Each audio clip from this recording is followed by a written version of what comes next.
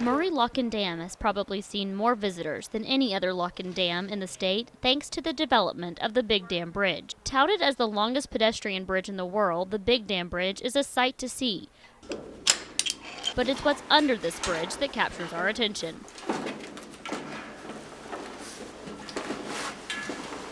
Basically on the bottom of the lock chamber in the Arkansas River. Construction on Murray Lock and Dam began in 1964, and that includes a 110-foot tunnel running below the lock and dam. The water's around us.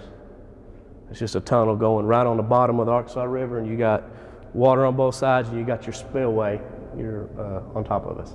Lock leader Eric Gillespie has worked at Murray Lock and Dam for 7 years. Although this tunnel was completed more than 40 years ago in 1969, Gillespie says it's still a solid structure. A boat could hit this concrete wall and we're not going to have to worry about anything. And these things are over 40 years old and they're still, you can look at that concrete, tell it looks like it did when you first poured it. Inside the tunnel, cracks in the walls and pumps called uplift drains keep the lock and dam working properly.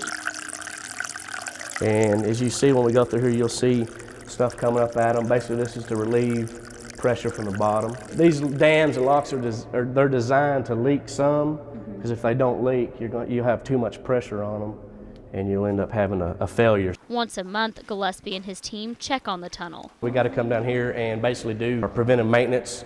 Check our pumps, make sure they're properly working, check the lighting, just look for cracks, anything out of the abnormal. The tunnel is filled with all sorts of nature.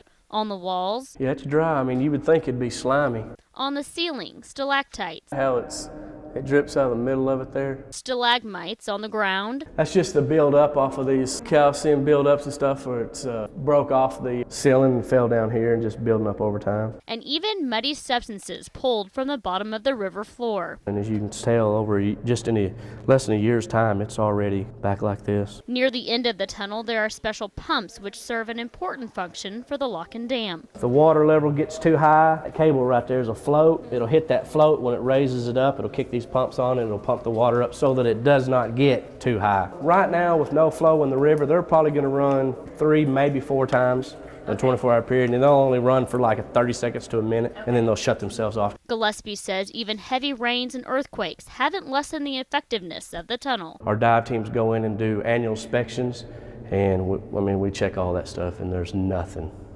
None of that stuff's affecting any of the structures. I've been at this lock and dam for 7 years now, and I've never had it flood.